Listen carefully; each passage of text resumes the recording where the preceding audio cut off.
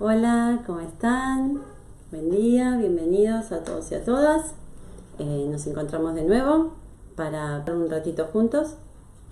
Así que hoy vamos a aprovechar y vamos a retomar un tema del que ya hablamos un poquito, el de la alimentación, pero vamos a hablar en relación a lo que tiene que ver con los hábitos saludables.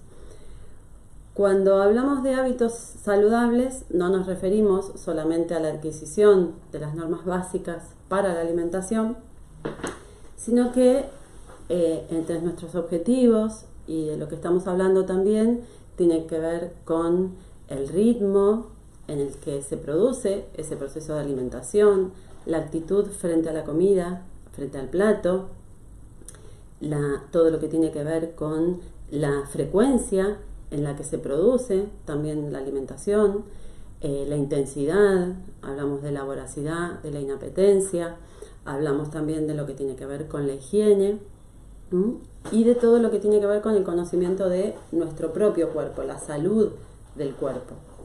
Y obviamente tanto la alimentación como la higiene están muy relacionados con ambos, con la instancia del cuerpo saludable.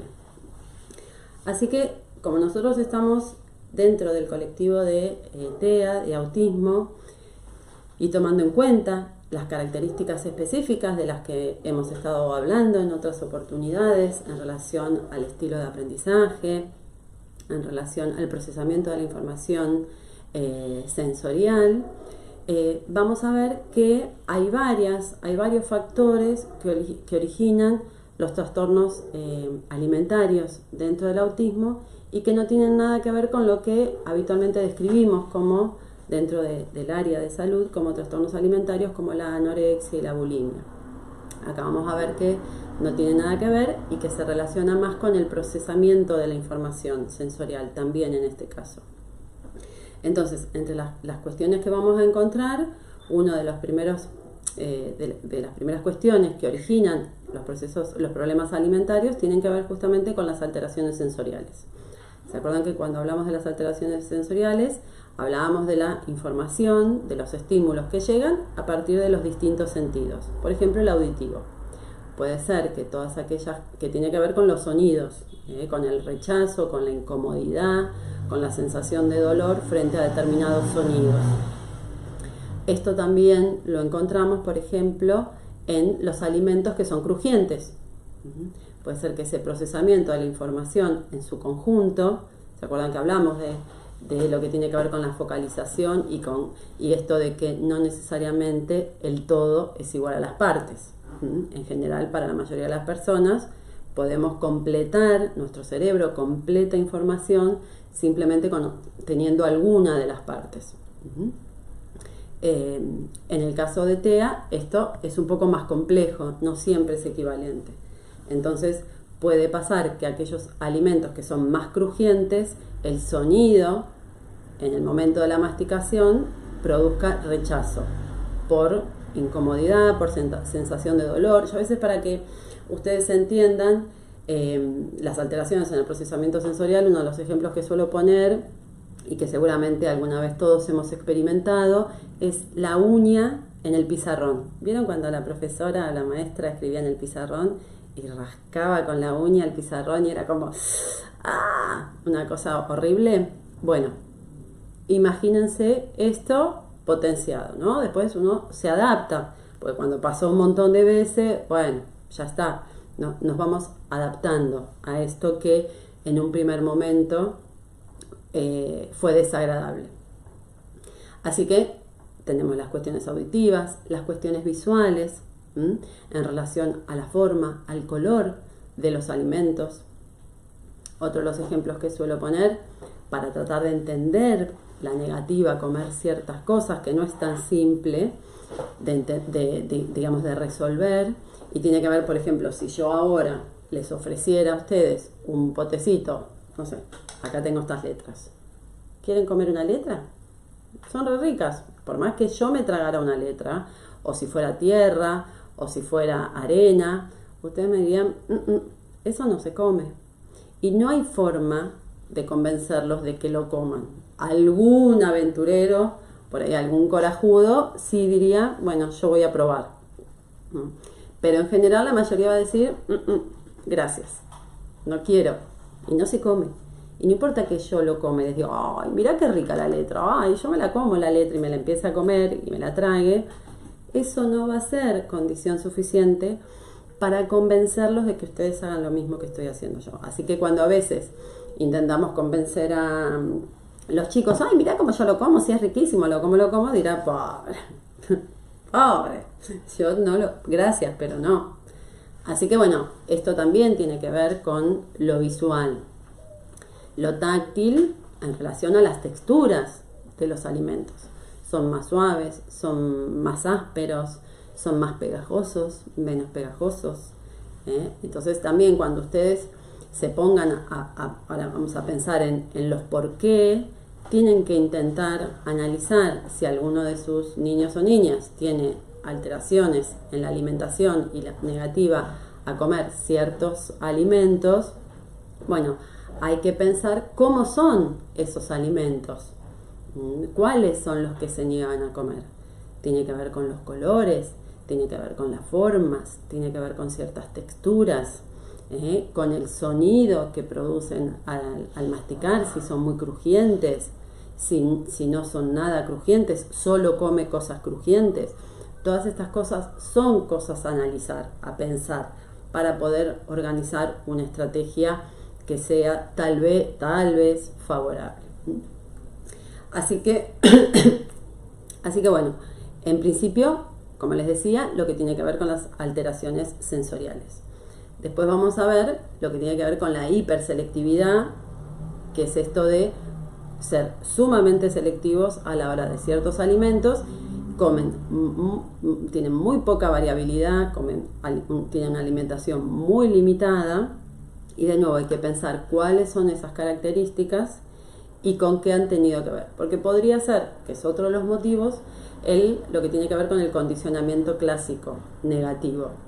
Si por ejemplo la primera vez que comió un alimento determinado tuvo malestar, se sintió mal, le cayó mal, eso genera cierto condicionamiento negativo, porque va a quedar asociado, dado el perfil específico y único de los niños y las niñas con TEA, de cómo procesan la información, eso va a quedar asociado a una sensación negativa y probablemente se niegue a volver a probar ese alimento, aunque haya sido algo azaroso, que pasó solo en ese momento, que por algún motivo, por alguna cuestión en particular, porque ya se sentía mal, pero bueno, queda asociado ese alimento a esa sensación negativa y ya, que de hecho a muchas personas, una vez comí tal cosa, me cayó mal y no lo quise comer nunca más.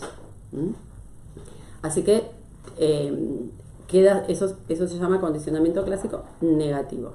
Lo mismo si al momento de querer introducir un alimento nuevo hubo forcejeo, gritanga, berrinche, pelea, eso también refuerza de manera negativa la posibilidad de introducir nuevos alimentos, con lo cual también nuestra actitud en ese momento es súper importante, porque eso va a quedar condicionado un estímulo a una respuesta.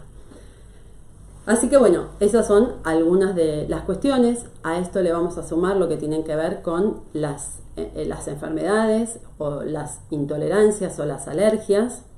No es lo mismo intolerancia que alergia, son cuestiones distintas.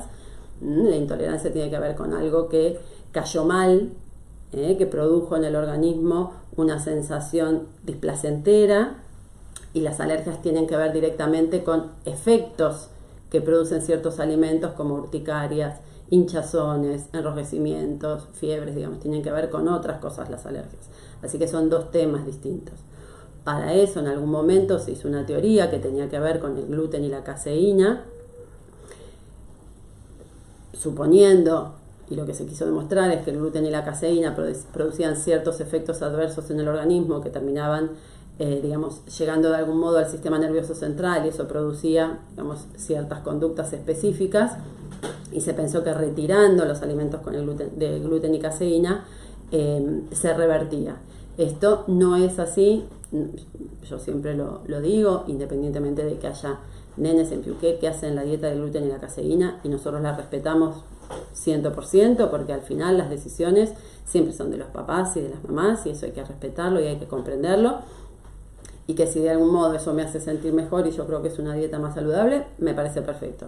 Sin duda que sí, como digo siempre, abogamos por una alimentación saludable, pero salvo casos específicos donde se han hecho estudios nutricionales, gastrointestinales y de alergias, donde sí se ha determinado porque que hay una alergia o que hay intolerancia a cierto alimento, a cierto nutriente, y debe ser retirado.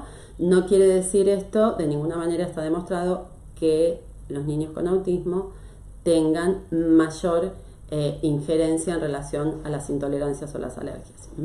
Sí, también uno tiene que contemplar que como el sistema nervioso central funciona de una manera desacomodada, si se quiere, desregulada en muchas cosas, es muy probable que encontremos algunas alteraciones en distintas cuestiones de del organismo, con lo cual sí, a veces están inmunodeprimidos. Bueno, todas estas cuestiones afectan, con lo cual la alimentación también va a afectar.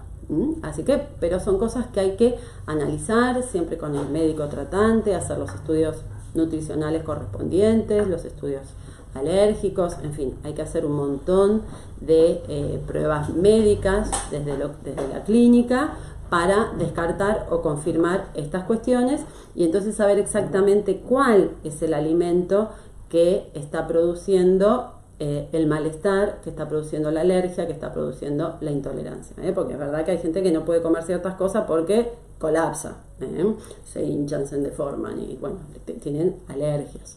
Así que bueno, eso sin duda que lo tenemos que tener en consideración.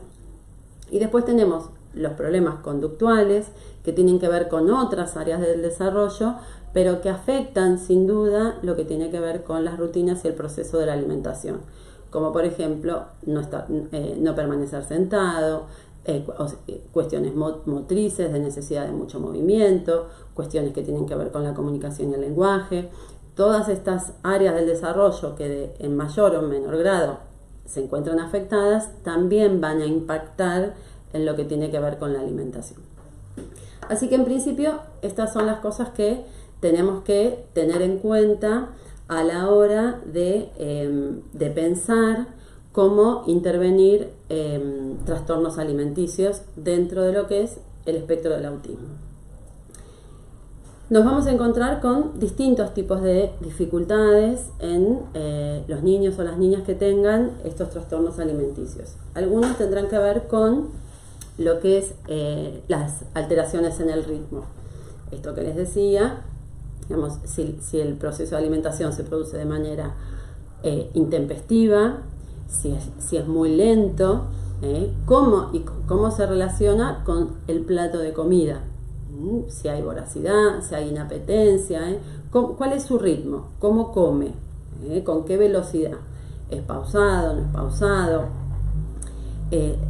Lo que tiene que ver también con el rechazo a los alimentos sólidos, es otra de las dificultades que a veces encontramos.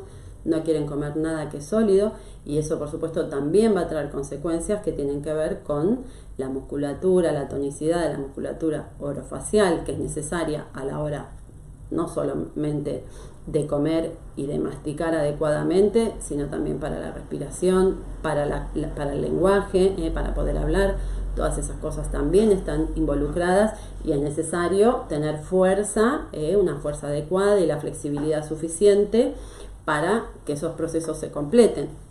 Porque hemos hablado también en las oportunidades que hablamos del lenguaje, para que se produzca el lenguaje, el habla, necesitamos habilidades que son cognitivas, necesitamos habilidades que son sensoriales y necesitamos habilidades que son motoras, donde ubicamos la lengua, arriba, abajo, todo lo que tiene que ver con las cuestiones orofaciales, lo que hace a la pronunciación, la articulación y demás. Otra de las dificultades tiene que ver con esto que les decía, la alimentación sumamente limitada, que va a afectar no solamente cuestiones nutricionales, sino también cuestiones sociales, porque cada vez que hay una reunión, que hay un evento, limitan las habilidades sociales, porque no comparte, no está dentro del conjunto compartiendo las mismas cosas que el resto, y disminuyen las experiencias, porque su relación es limitado, inclusive con los alimentos, porque esas experiencias de textura, de dureza, de aspereza, todo esto también suma experiencias que tienen que ver con lo táctil. Por eso yo siempre les propongo una gran variedad de materiales o de actividades posibles para cada uno de los temas que vamos viendo. Ahora les voy a mostrar, porque también les preparé un montón de actividades posibles en relación a esto, para que podamos seguir ofreciendo suficientes actividades y suficientes experiencias de exploración, de descubrimiento, que son sumamente importantes en estos periodos del desarrollo. Después nos vamos a encontrar, como les decía, con las conductas disruptivas, lo que tiene que ver con las dificultades para permanecer sentado. ¿Se acuerdan que es una de las habilidades básicas que tenemos que lograr que permanezca sentado periodos de tiempo cada vez más largos? Empezamos por periodos cortitos, pequeños, a cambio de cosas muy favoritas, muy divertidas, porque de nuevo no queremos condicionar negativamente, sino que queremos condicionar favorablemente. Todas aquellas experiencias, como les digo siempre, que son exitosas en términos de placer o de obtención de cosas que a nosotros nos interesan, las repetimos, porque nos interesa tener más de eso. Esto nos pasa a todas las personas, y en todos los contextos y a todas las edades. Repetimos las cosas que nos hacen bien, que nos traen cosas favorables y atractivas. Las que no, las abandonamos. Así que es una de las cosas que tenemos que considerar. Y otra de las dificultades que encontramos a veces dentro de los trastornos de alimentación tiene que ver con lo que conocemos como pica. Esto quiere decir, es un trastorno bastante habitual en los niños pequeños y en niños con distintos trastornos del neurodesarrollo, que tiene que ver con ingerir cosas que no son alimentos, desde un crayón, una moneda, un tornillo, tierra, barro, arena, cualquier cosa, todo va a parar a la boca. Así que esa es otra de las cuestiones que tenemos que tomar en consideración. Porque está ingiriendo todo tipo, cualquier cosa que está tirada en el piso, la agarran y se la comen, y se la tragan.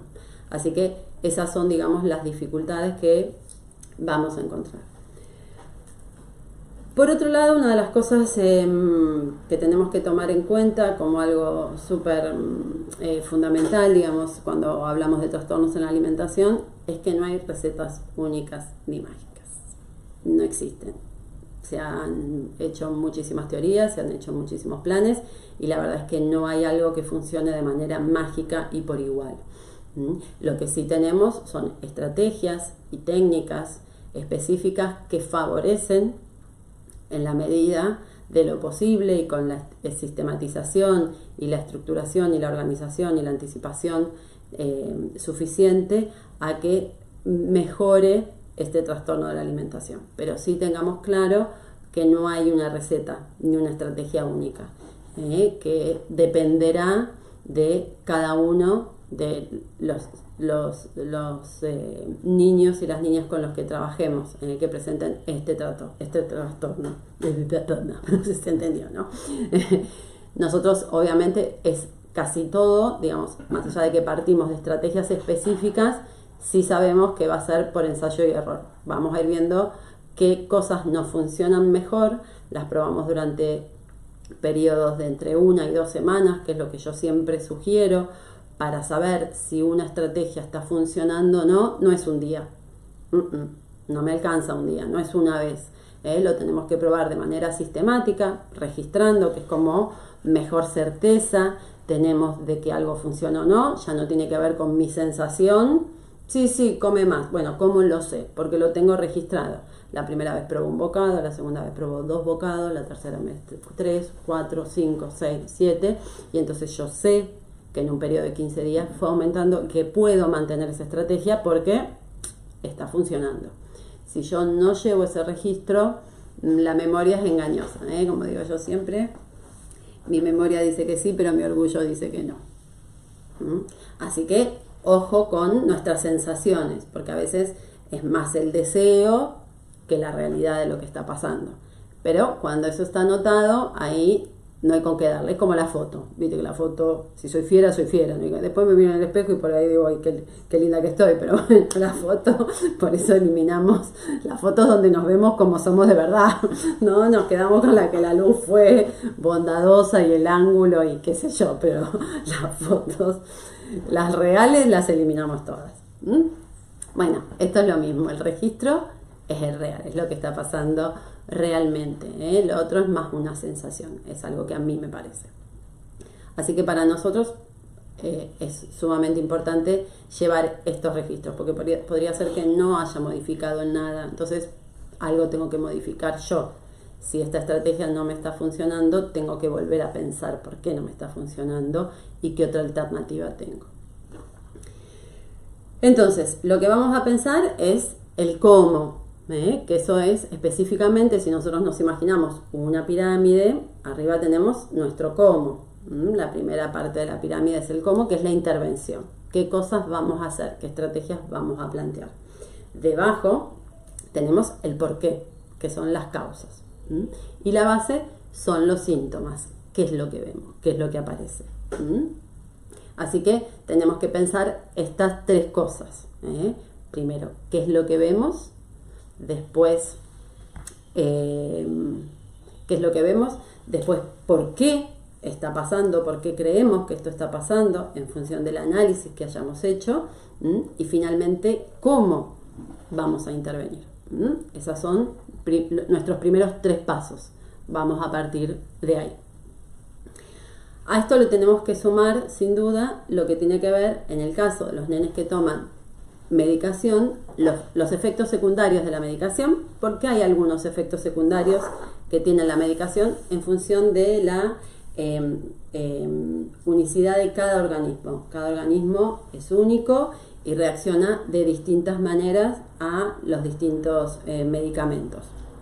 Ya sea, y esto nos pasa también a todos, de repente a mí me duele la cabeza y solo se me va el dolor de cabeza con Migral, otro con un Ibupira que está bien, mi mamá sigue con el Geniol desde hace 100 años y ni te cuento una abuela que tomaba vallaspirina, la cosa más espantosa del planeta.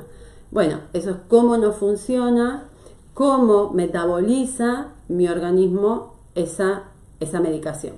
Así que en este caso también hay que tener en cuenta, porque entre los efectos secundarios de la medicación vamos a encontrar lo que tiene que ver con las alteraciones del apetito. Puede ser que algunos niños se pongan tremendamente voraces y entonces empezamos a ver que empiezan a engordar. Guarda, hay que resolver eso. Primero, digamos, obviamente siempre desde la consulta con el médico tratante, que es el que está medicando, pero ustedes tienen que transmitir, si encuentran a ver cierta voracidad y cierto aumento de peso, eso no es saludable, así que lo tienen que conversar y es probable que elija probar con algún vecino de ese fármaco que no produzca tanta voracidad en ese organismo en particular. Eso lo hemos visto un montón de veces y funciona mejor, ya no le genera tanto apetito, así que es algo para probar, así como cambiar algunas cuestiones alimenticias, empezar a retirar o minimizar ciertos alimentos que sean muy calóricos, reducir la ingesta de alimentos que sean extremadamente calóricos y que generalmente no son ricos en nutrientes, las galletitas, los alfajores, la papa frita, digamos, todas estas cosas que de saludable nada, es simplemente gusto. Así que esas son las cosas que podemos empezar a reducir y cambiarlas por otras que digamos, permitiéndole todavía tener frecuentes momentos de ingesta, ya que la medicación le está generando mayor apetito, bueno, no frustrar doblemente, sobre todo cuando es necesaria la medicación en pos de otras cosas que producen deterioros o trastornos más graves. Entonces a veces hay que poner en la balanza qué es mejor, que si yo tengo terribles migrañas, habrá que medir qué es mejor, que me produzca cierto malestar estomacal, si hay alguna medicación alternativa que tal vez no me produzca ese malestar, no me caiga tan mal, y qué es lo que tolero mejor, si cierto malestar estomacal o la migraña que no me deja vivir. Bueno, tendré que elegir, a veces no. Todo en la vida es elegir algo que nos beneficia y que seguramente nos trae alguna pérdida o nos trae aparejado alguna incomodidad en algún contexto. Así que eso forma parte también de la vida misma. Así que será cosas también para contemplar.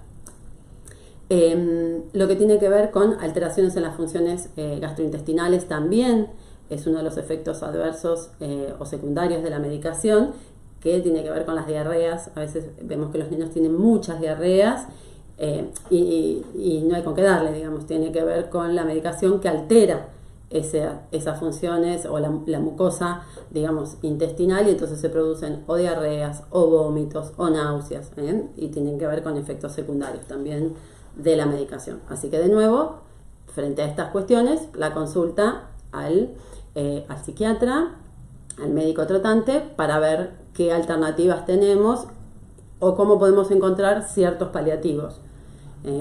Con qué otros alimentos puedo compensar, digamos, que flexibilice, digamos, de alguna manera y que se produzcan muchas diarreas. Bueno, ver qué otro alimento puede compensar para estabilizar y que no tenga tantas diarreas a repetición, ¿no? Porque generan malestar, digamos. No es bueno que esto pase tampoco en el organismo. Así que son cosas para reflexionar siempre con el equipo y los médicos que están interviniendo. Después lo que vamos a pensar es quién, cómo y cuándo va a intervenir, va a aplicar estas estrategias, estos modos de intervención dentro de este trastorno de alimentación que nosotros encontramos. Lo que siempre sugerimos, y esto de nuevo no son cosas fijas, la realidad es que siempre es preferible que la persona que vaya a intervenir sea una persona ajena al núcleo familiar. Esto es lo ideal. ¿Y por qué? Porque, de nuevo, el condicionamiento, ¿se acuerdan que hablamos hace un ratito del condicionamiento clásico? Todas las casas, todas las familias funcionan con cierto condicionamiento clásico que tiene que ver con esto de que en general y durante, digamos, la convivencia se van generando, se van, digamos, poniendo ciertos mojones en la vida cotidiana, en la vida familiar, que tiene que ver con las cosas que sabemos que el otro quiere o no quiere. Y eso va determinando nuestra conducta, consciente o inconscientemente. Porque yo sé que tal cosa no le gusta, que tal cosa sí le gusta, que si le doy tal cosa va a haber un berrinche, digamos, y esto nos condiciona, ya no nos comportamos libremente, porque estamos condicionados por la información que ya tenemos. La persona que es ajena no está condicionado, porque no conoce esa dinámica específica, con lo cual siempre somos más exitosos. Y de hecho ustedes muchas veces en los proyectos, en el momento que estamos compartiendo la merienda y demás, ustedes ven que los nenes con nosotros amplían, flexibilizan su alimentación, pero no lo aceptan en casa. Esto tiene que ver con que nosotros hemos establecido otros códigos donde de manera firme pero cariñosa, que es una de las características que tiene que tener la persona que va a poder llevar adelante este proceso de intervención, nosotros tenemos esa capacidad de ser firmes pero cariñosos, de mantener límites claros y de establecer qué cosas sí se pueden y qué no. Y como tenemos una disponibilidad full time, somos sumamente divertidos y de nosotros se obtienen cosas muy favoritas. Entonces eso también hace que predisponga de una manera diferente al niño, porque está dispuesto a hacer ciertas concesiones, porque sabe que después de esa concesión venimos nosotros con mucha diversión y con cosas muy favoritas. Así que el que en este contexto la persona que vaya a tomar, digamos, la posta de esta intervención, recuerde que tiene que tratar de tener estas características. Estar tranquilo, como siempre digo, tanto a mi equipo como a las familias, no es personal.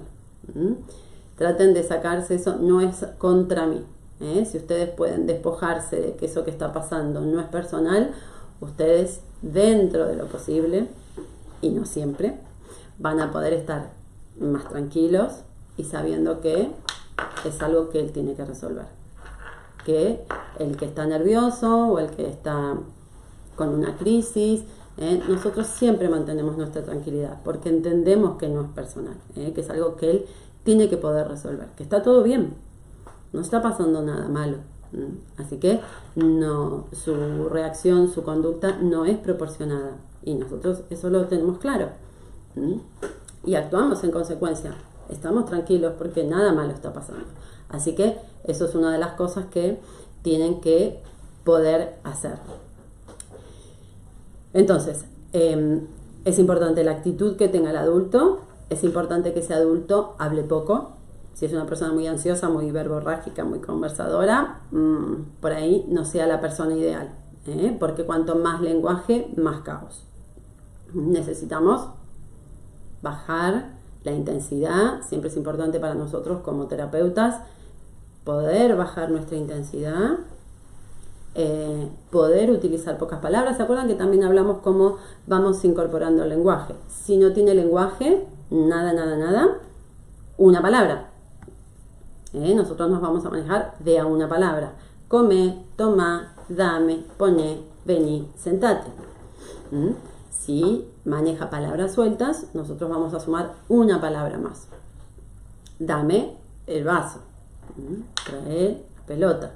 Vamos agregando una. Y así sucesivamente. Si ya tiene frases cortitas y sencillas de 2 palabras, quiero caramelo, bueno, podremos agregar una más. Primero comes y el caramelo viene después. Para eso podemos hacer también pequeñas agendas o pequeñas secuencias de anticipación, que nosotros obviamente vamos a utilizar las mismas estrategias que utilizamos siempre. Las agendas, los tratos y la comunicación visual en el caso de que sea necesaria, que estemos hablando de nenes que son preverbales, ya sea porque no tienen nada de lenguaje o porque tienen poquito lenguaje. Así que necesitamos tener disponibles y organizadas esas herramientas y poder organizar estrategias. Primero tal cosa, entonces tal otra. Así que esas son, digamos, algunas de las cosas que tenemos que tener en consideración. Asegurarnos de que hay conductas básicas, entre ellas una que es fundamental, es el poder estar sentado, porque en el momento en que están sentados es el momento en que pueden prestar atención. Así que eso es súper importante para que ustedes estén atentos a eso. Bien, ¿qué más? Bueno, la ley del plato vacío, esa es otra de las cosas que tienen que tener en cuenta. La ley del plato vacío dice que una vez que el plato está vacío, eso significa que el momento de la comida terminó. Con lo cual también siempre les sugiero, empiecen con platos chicos y con porciones pequeñas. Y no hagan trampa. Si se comió, si esa porción se terminó, se terminó. No recargo cuando está distraído, porque eso muchas veces pasa. No, pero es poquito, ya que está comiendo le pongo más. Hicimos un trato. Comes esto nada más, no te pedí más, porque si no van a romper la confianza. Como les decía otra vez, tampoco camuflamos la comida, no los engañamos, porque eso también va a romper la confianza y eso también es un condicionamiento negativo. Estamos condicionándolo negativamente a que siga rechazando un alimento porque lo estamos engañando. Entonces, no nos sirven como estrategias. Esas estrategias las tenemos que dejar a un lado, de la misma manera que los forcejeos y demás. No es a través del forcejeo ni de meterle la comida de prepo hasta el fondo atorarlo de comida para ver si algo de eso lo traga, porque eso va a ser contraproducente. Lo que tenemos que hacer es empezar por sabores parecidos, con texturas parecidas, con formas parecidas, con colores parecidos. Busquen arrancar por parecidos, ¿parecido a qué? A lo que sí come, parecido a eso. Busquen ir ampliando, flexibilizando la alimentación, la variedad en la alimentación a través de parecidos, siempre, por textura, por color, por forma, por tamaño y por sabor. Busquen sabores que no sean tan diferentes, porque no los va a aceptar y les va a costar mucho más. Y finalmente, un momento del día, elijan cuál va a ser ese momento del día. No es en todas las comidas, porque eso tampoco va a funcionar. Todas las comidas, no lo intenten. Elijan una comida diaria en la que ustedes van a introducir todos los días un alimento diferente. No insistan todo el tiempo con el mismo, porque lo que estamos procurando es la flexibilización, la introducción de distintos sabores, de distintas texturas, así que no se queden fijados en uno, porque si no cada vez le va a costar más también incorporar otros, en el caso de que se lo acepte. Y puede ser que ese no, el que le di hoy no, pero tal vez el de mañana sí. Y después podrán hacer actividades donde pueden establecer las cosas que más me gustan, las cosas que no me gustan y las cosas que podría probar. Así que también utilícenlo como recurso. Así que bueno, eso en relación a lo que tiene que ver específicamente con con las causas, con las maneras, los cómo y los por qué.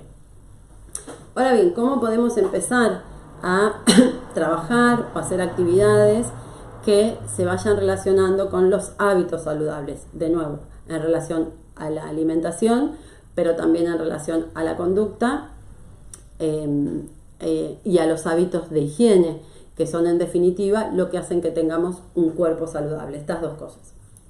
Para eso yo les preparé unas cuantas actividades. Vamos a ir, les voy mostrando algunas.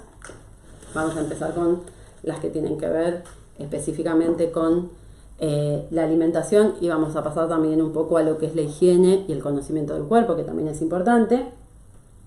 Y para eso, una de las cosas que pueden hacer, yo hice dos como jueguitos de reglas, ¿qué comemos?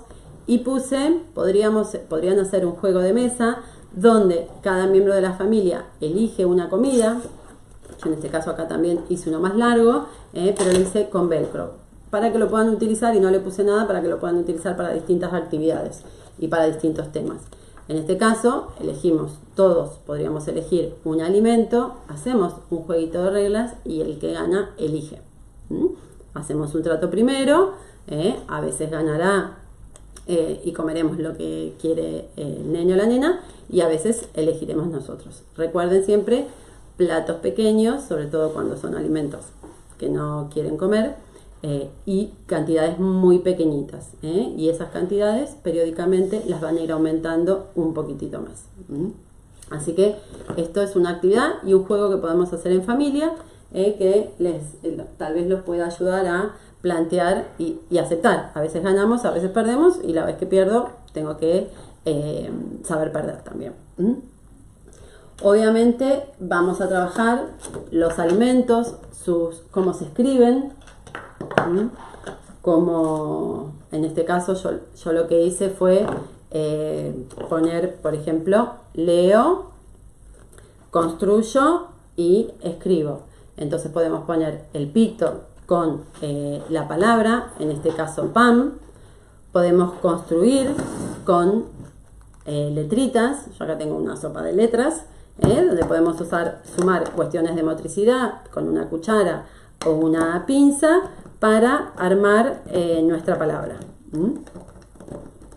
Por ejemplo, podemos poner desde el sonido inicial solamente pan, o construir toda la palabra. Se me va a caer. bueno, ustedes ya saben, porque se me va a caer. Así que simplemente construir con letras 3D, digamos, letras manipulativas. Podemos utilizar, yo por ejemplo también lo que hice fue en los alimentos que elegí, en este caso, fue ponerles la letra inicial, ¿no? A cada uno, el jugo, zapallo, le fui poniendo a todos una letra y también los pueden buscar y los pueden elegir de esa manera. Pollo, milanesa, jamón, les puse el sonido inicial y podemos ir llenando nuestro carrito. Y finalmente lo que podemos hacer es en la parte de abajo escribir, ya sea toda la palabra. Podemos usar siempre con los requechitos que me quedan de plastificado liso, los guardo y hago después tarjetitas que me permiten en cualquier situación escribir simplemente, y estas después las puedo reutilizar.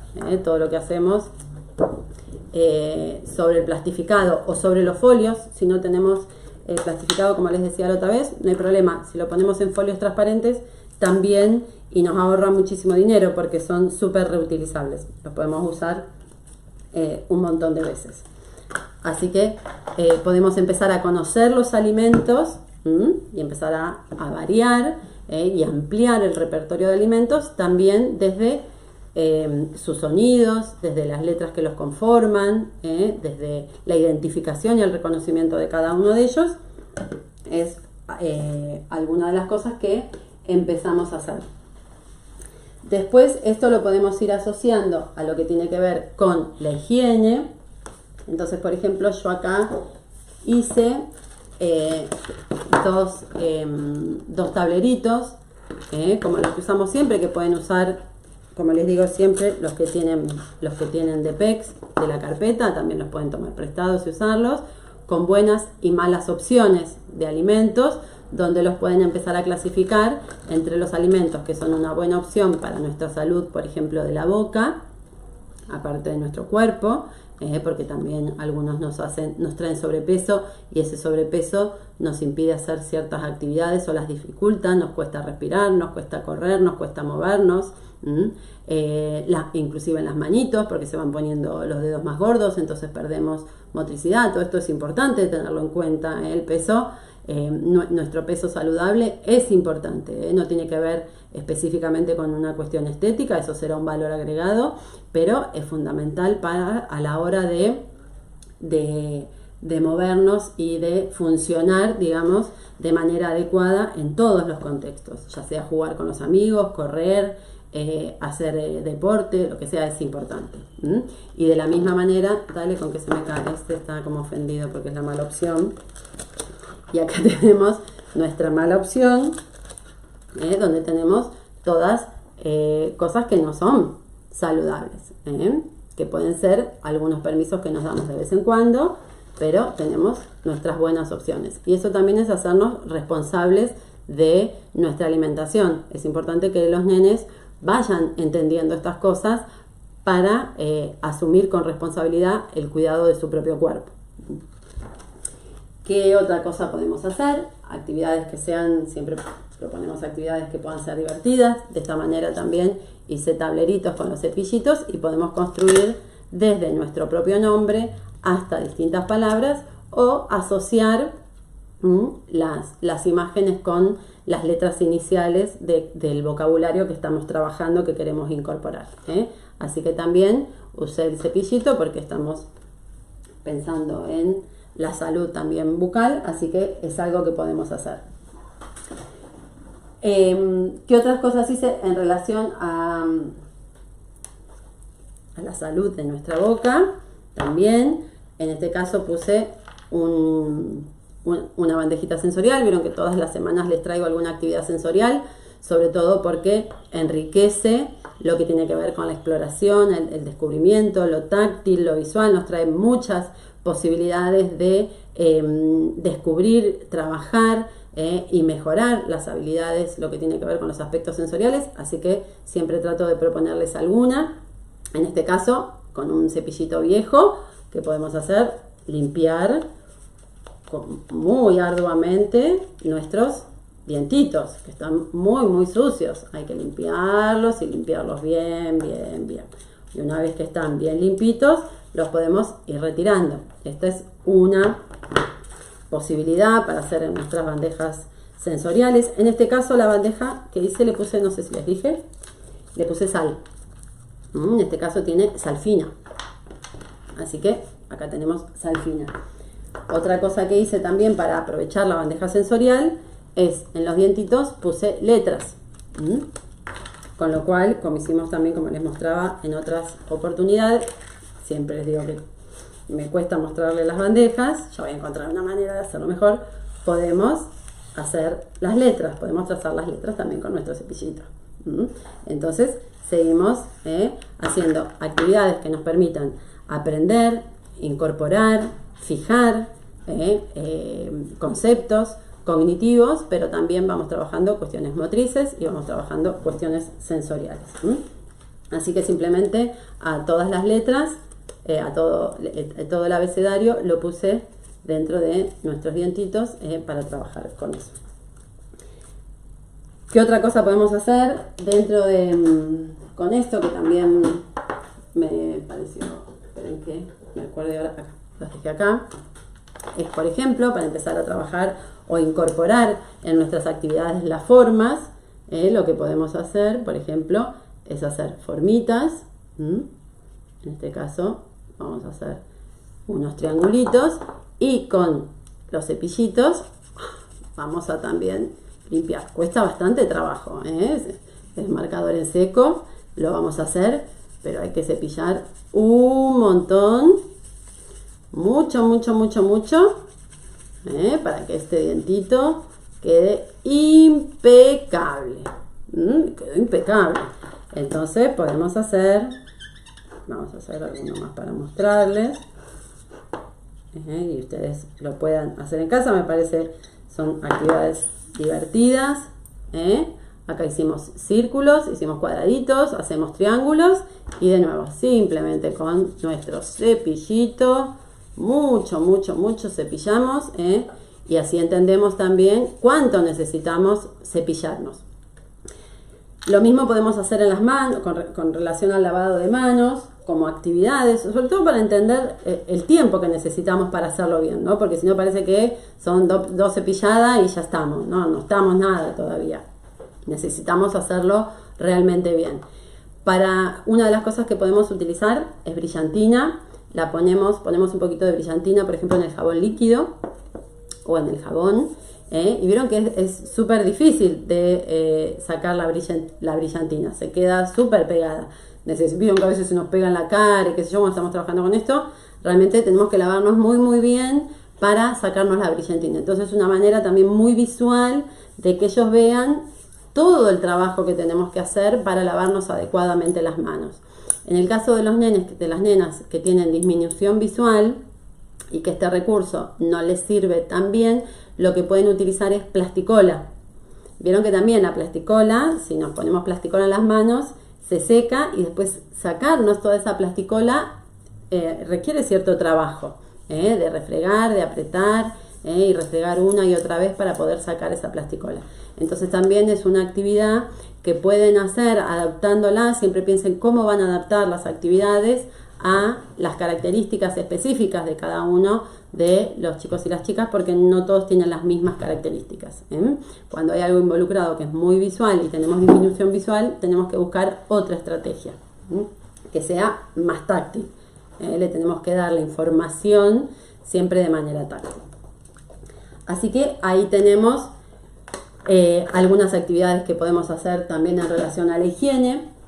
Vamos a hacer, como siempre, vamos a incorporar también las partes del cuerpo. Es importante que los nenes incorporen las partes del cuerpo.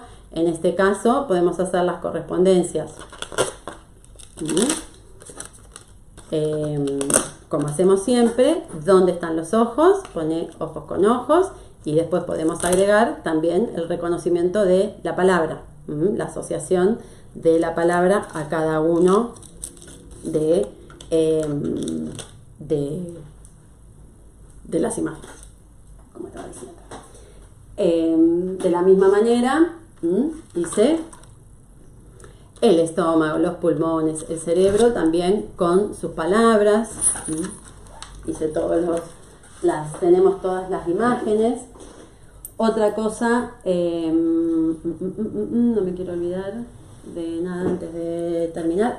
Otra cosa que hice fue empezar a conocer nuestro cuerpo.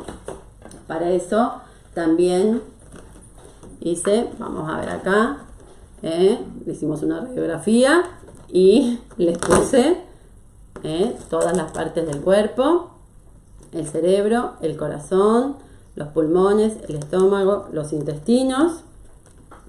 Y también lo hice, esto fue toda una hazaña porque no me salía, estuve toda la semana tratando de hacerles esto, y en realidad lo que hice, compré un papel específico que no me funcionó, que es un papel que se usa para transparencias, que fue un fracaso total porque se me chorreaba, se me manchaba, se me evaporaba la tinta de la impresora.